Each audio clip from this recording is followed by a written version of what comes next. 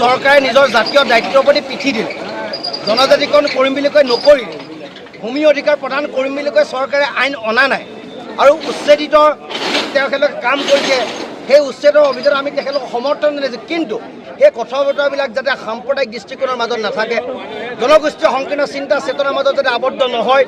ধৰ্মীয় মেৰুকৰণৰ মাজতে বিভাজিত হৈ এইটো ৰখি নাযায় তাৰ কাৰণে তেখেতলোকক সোঁৱৰাই দিবৰ কাৰণে আজি প্ৰতিবাদ হৈছে আৰু এই প্ৰতিবাদস্থলীৰ পৰা হিমন্ত বিশ্ব শৰ্মা ডাঙৰীয়াক আমি দাবী উত্থাপন কৰিছোঁ যে ৰাজপথ উত্তাল হৈছে ৰাজপথ উত্তাল হ'ব